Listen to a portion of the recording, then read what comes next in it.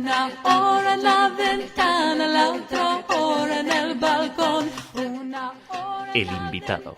la otra hora en el balcón.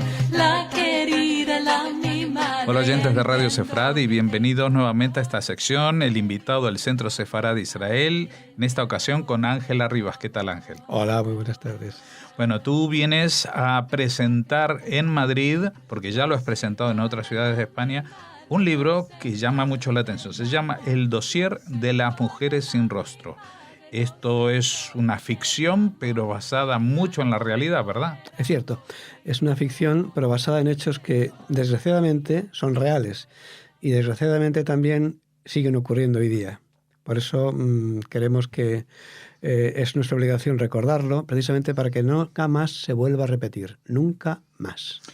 Estamos hablando de, claro, el título dice Mujeres sin rostro, uno puede pensar que es un libro sobre violencia de género, que también la hay seguro, pero que esto está en un contexto histórico muy determinado y muy especial. Aunque empieza en el presente, se remonta al pasado en la época del Holocausto judío, ¿no? Efectivamente. El dossier está escrito con las SS rúnicas, están tachadas las S normales y se han escrito encima las SS, el nefasto símbolo de aquella brigada especial que tan tristes y tan desastrosos sucesos ha sido protagonista a lo largo de la Segunda Guerra Mundial. Está basado en el Holocausto. En el Holocausto, según Simon Wiesenthal o según Eliezer Wiesel, son dos monstruos que han defendido, monstruos desde el punto de vista de su talla moral y humana. Son monstruos que han defendido en distintas matices de lo que es el Holocausto. Para Simon Wiesenthal, el Holocausto era el asesinato sistemático de 11 millones de personas a manos de la maquinaria nazi. Simon Wiesenthal era judío, no es ningún secreto. Y Eliezer o Elie Wiesel también era judío y también era un gran pensador, premio Nobel de la Paz. Y este hombre decía que el Holocausto era solo y exclusivamente el exterminio de 6 millones de judíos a manos de la maquinaria nazi. Y lo argumentaba, decía. Primero hablarán de que los nazis mataron a 11 millones, 6 de los cuales eran judíos. Luego dirán que murieron unos cuantos judíos. Y luego dirán que simplemente los nazis mataron a un montón de personas y nunca más hablarán de los judíos. Es decir, ambos tenían el mismo concepto del asesinato sistemático a manos de la maquinaria nazi de una serie de personas por el exclusivo hecho de ser lo que eran, es decir, de raza judía. Y para mi protagonista, para Judith von Koning-Wallner, que es la autora que es de este dossier, hubo otro holocausto simultáneo, paralelo, invisible o invisibilizado y silencioso o silenciado, que consistió también en el asesinato, ultraje, violación, tortura de las mujeres por el simple hecho de ser mujeres. En este caso ya no es un problema de identidad étnica, es un problema simplemente del hecho de ser mujer. Es decir, si por el simple hecho de ser judío los nazis ya te consideraban enemigo, reo de muerte, a las mujeres, por el simple hecho de ser mujeres, se les ha considerado, no en esta guerra, Segunda Guerra Mundial, en las anteriores y en las posteriores y en las actuales, se las considera botín y arma de guerra. Por el simple hecho de ser mujeres. He aquí este paralelismo entre un holocausto y otro holocausto que establece Judith. Judith es una niña cuya madre fue rescatada por Ángel Sambrit, este diplomático aragonés, zaragozano, para más señas, que... ¿Como tú también eres de esas tierras o no? No, yo soy madrileño. Ah, pensaba que lo habías descubierto también por cercanía. No, soy madrileño. No, lo he descubierto. Esto es la anécdota de cómo ocurrió esto es realmente interesante. Si tenemos tiempo te la refiero. Ocurrió que el editor me encargó una historia sobre Hitler. Y me dijo que tenía datos fehacientes que demostraban que Hitler había podido escapar a la América Latina, concretamente a Argentina, concretamente a una especie de rancho cerca de los Andes, y que desde allí pues, se había dedicado a reírse del mundo y a vivir bien y holgadamente, que tenía pruebas. Y yo dije, ¿puedo ver esas pruebas? Sí, si tú escribes esto porque tenemos pruebas. Hay una señora que le llevaba todos los días el desayuno. Bueno, yo analicé esas pruebas y no eran más que testimonios deslavazados de personas que dijeron conocer a alguien que un día dijo que alguien le había contado que un amigo suyo sabía de que una tercera persona decía que en tal sitio, en Mendoza, en Córdoba, da igual, en Tucumán, donde fuera, da igual, Argentina es muy grande, desde el norte hasta la Patagonia, ¿verdad? Había una casa en Misiones también que descubrieron. Eso, sí, bueno, pues que ahí estaba Hitler. Bueno, yo le dije, mira, todo esto que me has contado no son más que elucubraciones, ¿no? Es más, he descubierto que hay como 25 libros que cuentan distintas formas por las que Hitler pudo escapar. Y todas dicen lo mismo, que tengo documentos secretos, tengo papeles irrefutables. Sí, una teoría de la conspiración de estas. Teoría, sí, exacto. No hay otra. Digo, además, se plagian unos a otros. Digo, hay incluso autores argentinos que se plagian a sí mismos, uno con otro, que, bueno, no es cuestión de... no voy a decir quiénes, porque no es mi cometido, pero hay libros en los que uno está basado en el libro de otro, que lo publicó 2 años antes, y un inglés ha publicado un libro basado en un autor argentino que a su vez copió a un autor alemán, ojo, en Estados Unidos, pero de origen alemán, que es un escapado de la Segunda Guerra Mundial. Sí, bueno, pero estas teorías de las conspiraciones incluso nos remontan a los protocolos de los sabios de Sion, que también daban datos Claro. falsos. Y entonces, mira, esto no es más que una cortina de humo que probablemente divulgaran los mismos nazis de Odessa o el mismo Stalin para que los servicios secretos occidentales estuvieran 50 años buscando a un Hitler que nunca pudo escapar de Berlín. Nunca. ¿Cómo has llegado a esa conclusión? Digo, pues si no te importa, mi libro irá sobre eso. Ah, pues vale, por lo que tú digas. Vale, entonces yo escribí este libro, empezando Judith con un dossier en el que recoge cierta información deslavazada. Judith trabaja para la Oficina de Documentación Judía de Simón Wiesenthal. Es, no podía ser de otra manera, la responsable del sistema de información, ¿verdad? Mi profesión de informático me permite conocer muy bien los entresijos de cómo se mueven ese tipo de funciones y describirlas con más detalle quizá que otra persona más profana.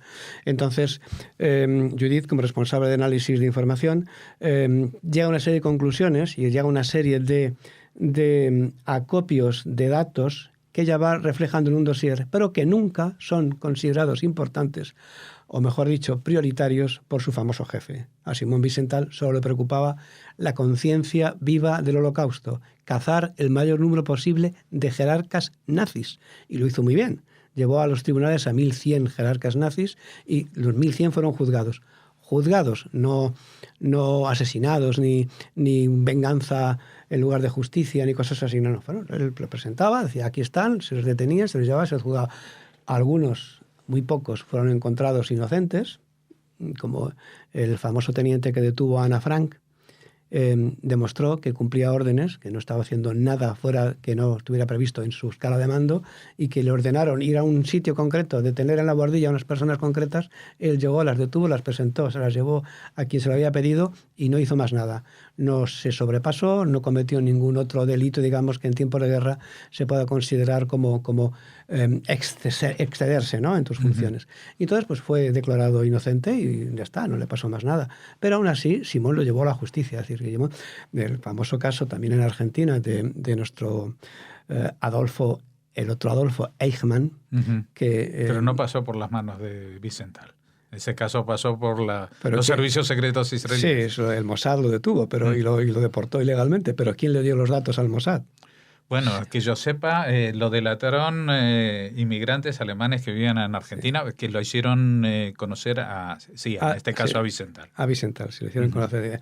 Y a Simón Wiesenthal lo llevaron a Argentina con la peregrina idea de que allí estaba Martin Bormann. Y fue una trampa tremenda, porque ni Bormann estuvo jamás en Argentina, entonces no se podía saber.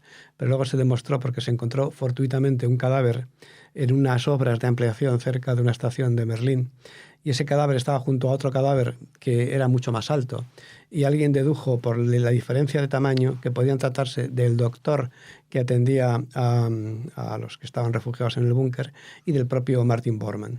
Entonces hicieron pruebas de ADN, la familia se sometió voluntariamente a pruebas de ADN y demostraron que efectivamente ese cadáver que llevaba enterrado en Berlín 50 años era de Martin Bormann. Con lo cual nunca tuvo en Argentina, jamás, pero aún así hay libros como con Hitler, Sí, sí, que, sí. wow, testimonia. Bueno, yo recuerdo de mi infancia Yo he hablado con Bormann, sí, en sí. las portadas de las revistas, Bormann en la Argentina, etcétera, etcétera. Bien, pues También todo. Mengele. También. Mengele, bueno, Mengele. Pero Mengele sí Sí, estuvo. Mengele además se fue a Brasil y pero allá. sí. Pero a Mengele jamás le pudieron echar el guante. Mira qué Eso curioso. es. Vale. Pero esto es la historia de cómo nace el libro. Pero, Sí.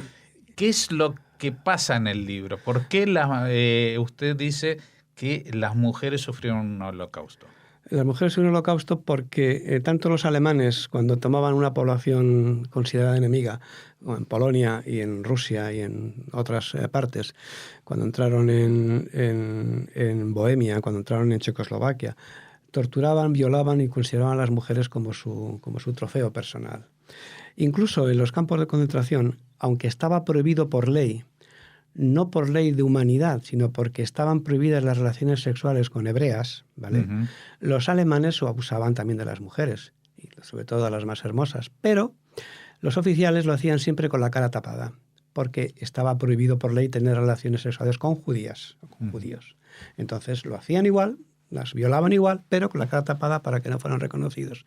Eso demuestra que efectivamente eran conscientes de que estaban cometiendo un delito, pero no un delito contra la ley racista, sino un delito contra la propia humanidad, contra la propia naturaleza de esas mujeres. Y posteriormente los rusos, cuando iniciaron su contraofensiva, se sabe que violaron a más de 2 millones de mujeres. Ujú. Tanto, y fue tan escandalosa su actuación, que el propio Stalin les tuvo que decir que por favor se moderaran un poquito. Ujú. Pero tampoco se lo dijo de una forma muy Recuerdo muy esa tajante. escena en la película del tambor de hojalata, cuando Sí. los rusos entran en Alemania y proceden a eso, ¿no? A ese tipo de desmanes. Sí. Entonces, Judith se dedica con su compañero, con su esposo, un judío húngaro, Alko Slot, se dedica a recorrer Europa buscando testimonios de mujeres que han sobrevivido a este horror, ¿no? Alko es un agente de Simón Wiesenthal que tiene una memoria fotográfica brutal. Es capaz de ver a una persona, hacer un dibujo de esa persona, de memoria, y luego presentarlo a los servicios secretos, decir, esta es la persona que yo he visto. ¿Es quien decís? Sí, no, sí. Bueno, y así se puede identificar a alguien sin necesidad de fotos ni grandes sistemas de vigilancia, etcétera, ¿no? Pues Alko, junto con Judith, quiere hacer dibujos de estas mujeres, pero las mujeres le dicen que sienten tanta vergüenza, tanto oprobio, tanta humillación por lo que les ha ocurrido, que la propia comunidad las rechaza. Es decir, tú has sido humillada por el enemigo, y tu propia comunidad, en lugar de apoyarte y darte, digamos, su amistad o su cariño o algo así como acogerte y quitarte o tratar de quitarte toda esa importancia, pues no, encima te señalan con el dedo, como decían muchas alemanas en Berlín, ¿no? Decía, Pero eso pasa hoy en día, por ejemplo, en la India, que las mujeres que son violadas son despreciadas por su familia. A veces hay crímenes de honor por efectivamente, eso. efectivamente. Y en el mundo musulmán. Y en el mundo etcétera. musulmán, en el mundo de Pakistán, el otro día, pues que vamos, que no es tan infrecuente y además ocurre constantemente, que una multitud ha linchado a una pareja porque pensaban huir y no eran matrimonio, era ella probablemente o él, o los dos eran adúlteros, ¿no? Y entonces los han matado, o sea, en tanto la justicia por su mano, porque oye, el amor no tiene que ver con esto. Estos juicios de honor, padres que matan a su propia hija porque se sienten deshonrados por ellas, etcétera. Pero si este fenómeno es tan habitual y general, este tipo de abusos y ataques y desmanes contra las mujeres, ¿por qué situarlo justo en el escenario del Holocausto? Bien, porque cuando la anécdota continúa, cuando yo descubrí que todo lo que me estaba diciendo el editor no tenía ni pies ni cabeza, ya llevaba 100 páginas, ya había creado el personaje Judith, ya la había hecho partícipe de un dossier en el que estaba recopilando información sobre Hitler, claro. Y ya me vi la necesidad de mantener, digamos, el personaje, porque la verdad, yo me enamoré enseguida del personaje de Judith. Me pareció una persona fuerte, una persona honesta, una persona que tiene una visión de misión importante y que sabe muy bien lo que quiere. Y que entonces me pareció muy mal matar al personaje. Entonces seguí con el personaje, con su entorno, con el momento. Entiendo, Ángel, entonces que si este editor te llama a ti es porque tienes otros libros ya publicados. Sí, mira, al final del libro hay Cuéntame tú. una pequeña reseña Ujú. de los libros que ya tengo publicados.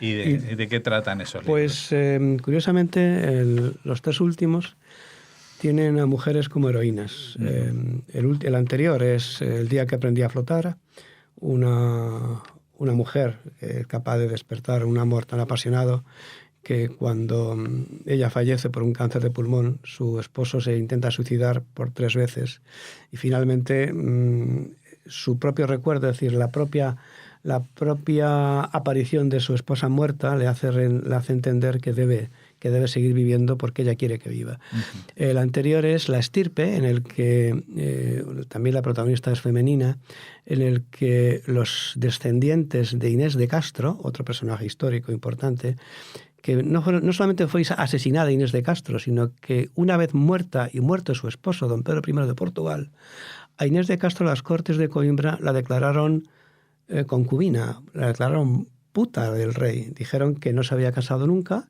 adjuraron de su propio reconocimiento de boda, porque el rey les hizo reconocer que se había casado, aunque no pudo mostrar el acta matrimonial porque le había sido robada. Y una vez que murió el rey, la declararon concubina, declararon ilegal, ilegítimos a sus hijos, uh-huh, y les destituyeron del trono. O sea que siempre tratas de ambientarte en algún periodo histórico también, ¿no? Periodos históricos sí, y además con hechos reales. Siempre uh-huh, trato de que los hechos que yo narro sean contrastados, sean veraces y sean, evidentemente, que la gente los pueda, si quiere, comprobar en otras fuentes, ¿no? Vamos a hablar de algo que vas a hacer esta semana, porque aparte de presentarnos aquí en Radio Sefarad, pues la gente puede ir a escucharte, a verte y a preguntarte en sitios concretos. Primero, el jueves, creo que estás en el Centro Sefarad de Israel, ¿no? El jueves 23 tenemos previsto presentar esta obra en el Centro Sefarad de Israel, efectivamente. Porque a la mañana también lo presentas, pero ahí la entrada no es libre, ¿no? Es el Parlamento, creo. El Parlamento tiene otra función, sí. Tiene ¿cómo te diré? Digamos, está más acotado. Es algo que es más cerrado, más endogámico. Me parece que solo las personas que tienen acceso uh-huh, pueden disfrutar de estas. ¿Y esto lo presenta? ¿Cómo es que se presenta un libro de ficción en el Centro Sefarad? No, en el Centro Sefarad me parece más lógico, sí, pero que en el Congreso se presente. Bueno, porque lo hicimos en las Cortes de Aragón.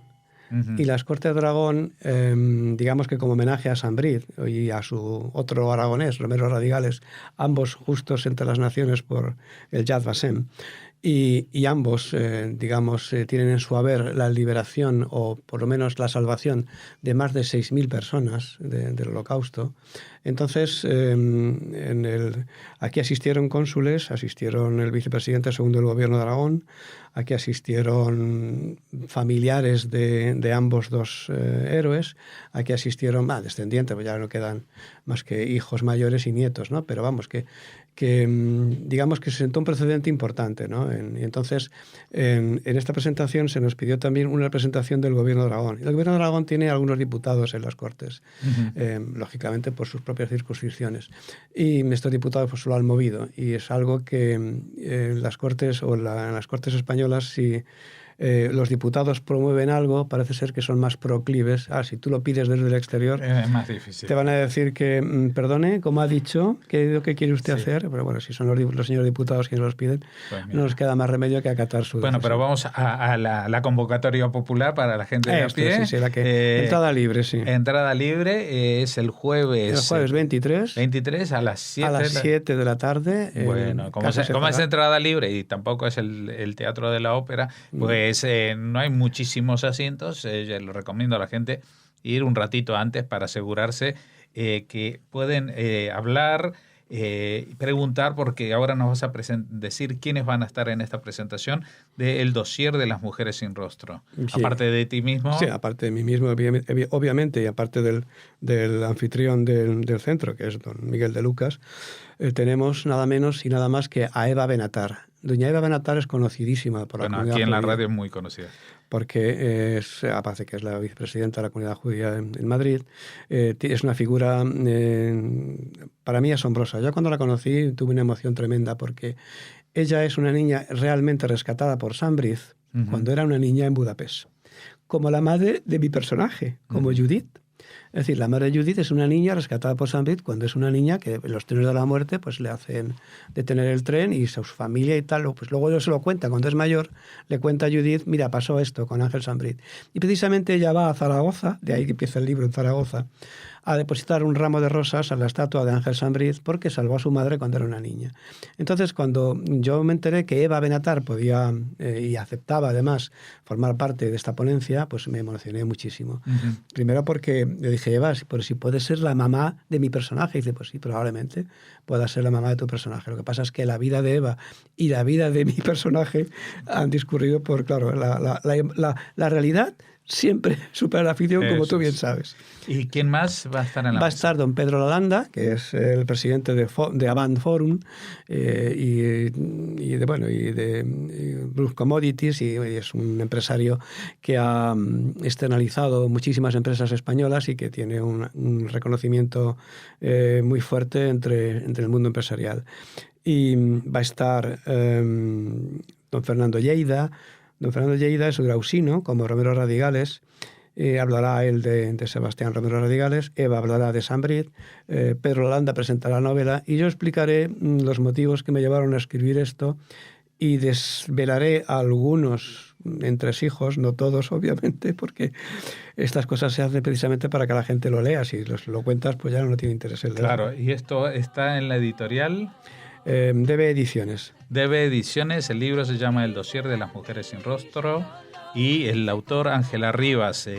Pueden ir a escucharlo o si no pueden, pues pueden ir a la librería a comprar el libro si les interesa lo que les ha contado su autor, al que agradecemos que se haya acercado aquí a Radio Sefardá a contarnos. Te dejan con la dolor.